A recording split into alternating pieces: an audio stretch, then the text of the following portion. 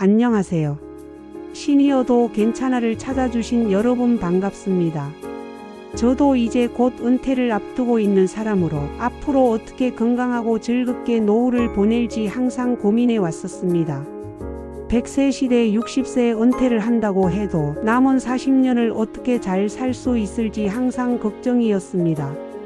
그래서 저는 40대 초반부터 저의 주 관심사는 건강과 노후 대책이었고 유튜브로 매일 관련 영상들을 즐겨보면서 많이 배우기도 하고 실천도 하면서 실제로도 많은 도움이 되었습니다.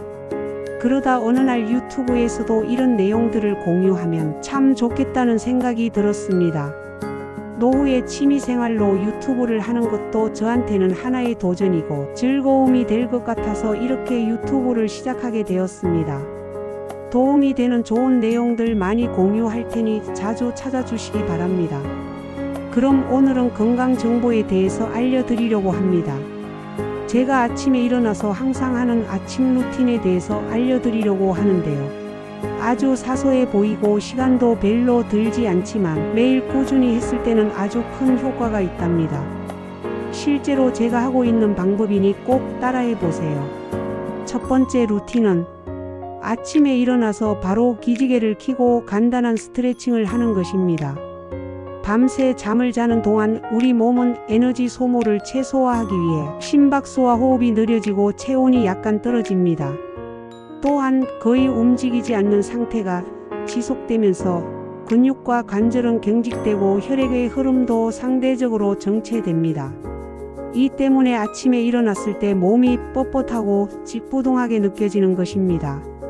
아침에 눈을 뜨고 자연스럽게 몸을 쭉 펴는 기지개는 단순히 잠을 쫓는 행위를 넘어 밤새 움츠러들었던 몸을 다시 활성화시키는 중요한 역할을 하며 밤새 정지 상태에 있던 우리 몸을 깨우고 새로운 하루를 건강하게 시작하도록 돕는 과정입니다. 기지개와 스트레칭을 통해 얻을 수 있는 구체적인 효과는 다음과 같습니다. 첫 번째, 관절 및 근육 활성화. 자는 동안 굳어진 관절과 근육을 부드럽게 풀어주고 관절통, 허리 통증을 예방합니다. 두 번째, 근육과 관절의 유연성 향상 및 부상 예방. 기지개는 밤새 굳어있던 근육을 부드럽게 이완시키고 관절의 가동 범위를 넓혀주며 관절통, 허리 통증을 예방합니다. 이는 아침 활동 중 발생할 수 있는 갑작스러운 근육 경련이나 담 결림, 관절 부상 등의 위험을 줄여줍니다. 세 번째, 원활한 혈액순환 촉진. 몸을 쭉 펴는 동작은 근육을 수축시키고 이는 혈관을 자극하여 혈액이 온몸으로 원활하게 흐르도록 돕습니다.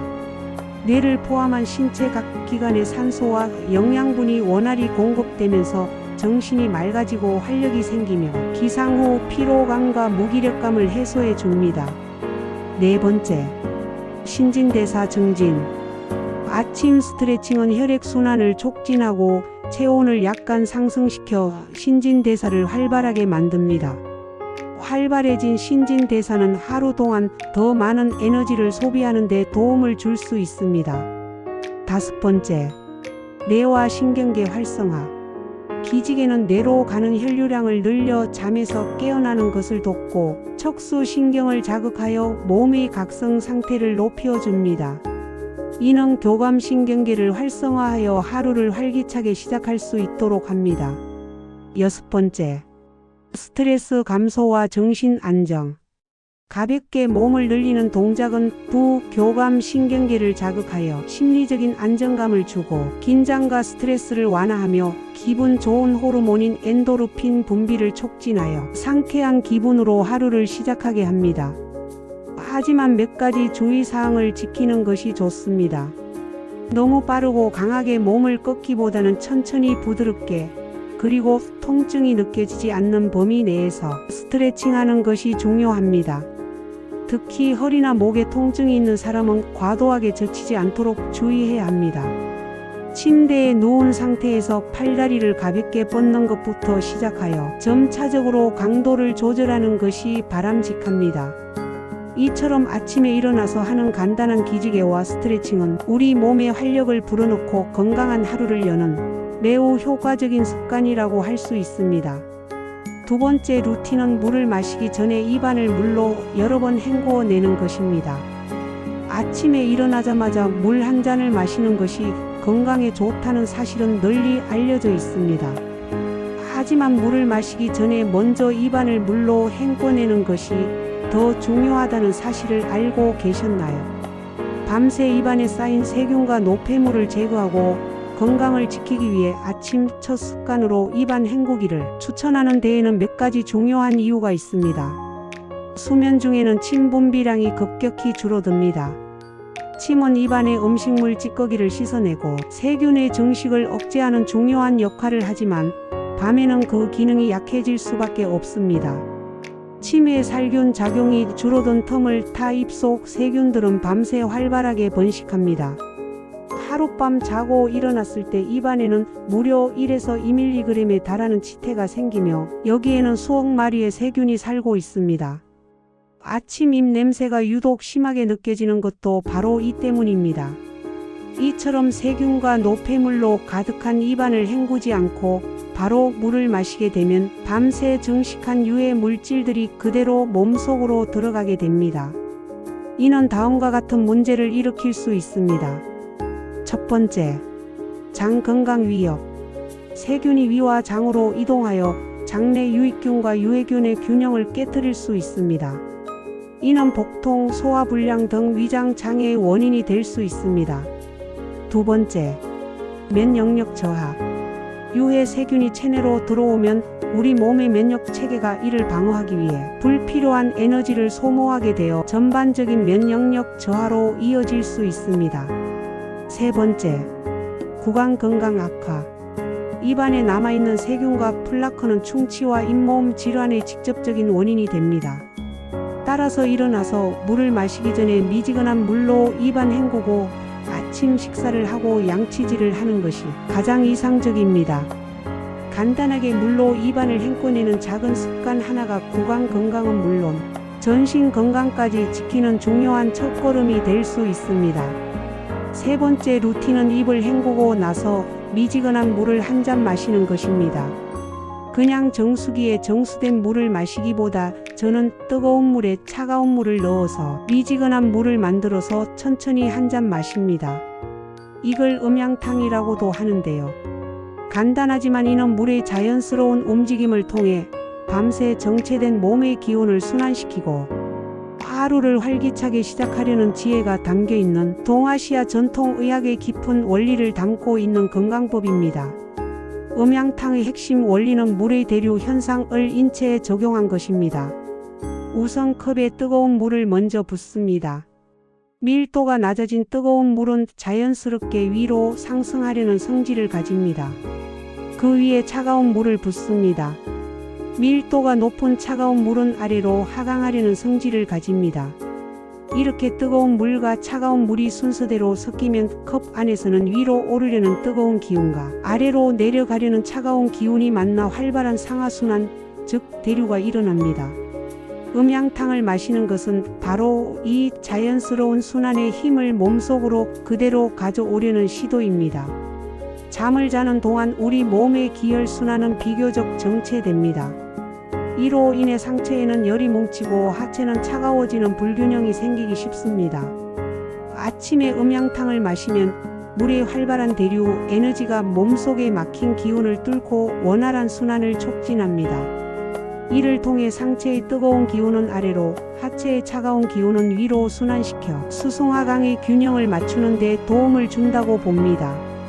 전통의학적 관점에서 음양탕의 효능은 동의보감에서는 음양탕을 생수탕이라 기록하며 체하거나 몸이 찰 때 소화불량 등에 사용한다고 나와 있습니다.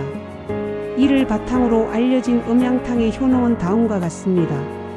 위장 기능 활성화. 밤새 비어있던 위장에 부드러운 자극을 주어 소화 기능을 깨우고 속을 편안하게 합니다. 원활한 혈액순환.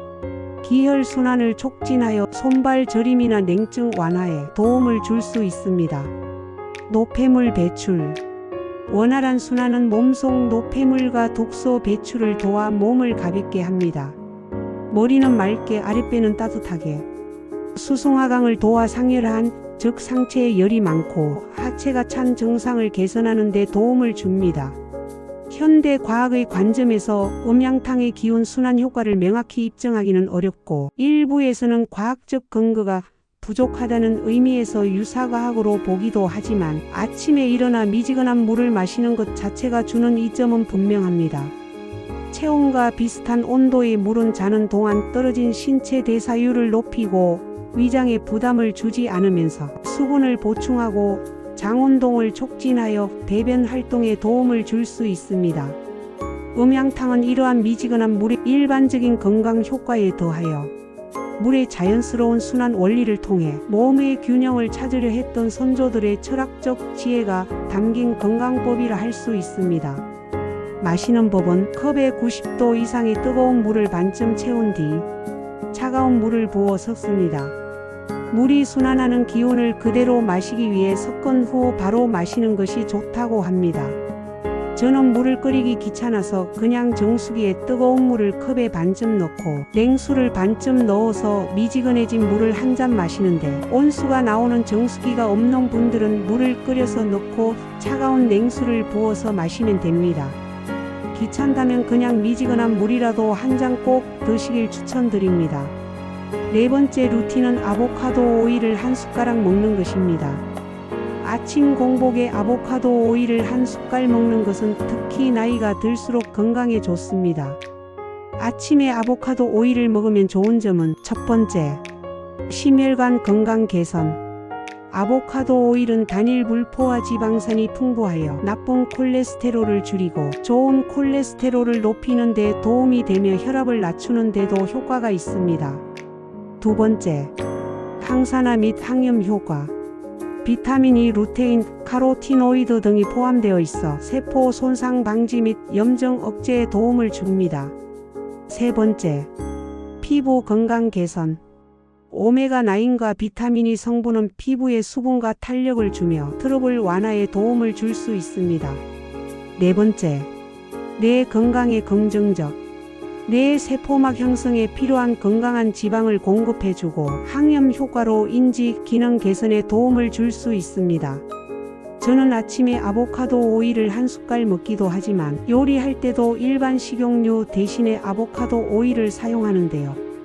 아보카도 오일의 발연점은 271도로 우리가 식용유로 많이 사용하는 포도씨유, 콩기름, 카놀라유보다 더 높고 발연점이 높을수록 영양소 파괴가 적고 유해물질이 적게 발생한다고 알려져 있습니다. 참고로 올리브유는 건강에는 좋다고 하지만 발열점이 190도로 낮기 때문에 요리할 때 식용유 대신 쓰는 건 좋지 않습니다. 저는 오랫동안 아침마다 아보카도 오일을 한 숟갈 먹었더니 콜레스테롤 수치가 많이 좋아졌답니다.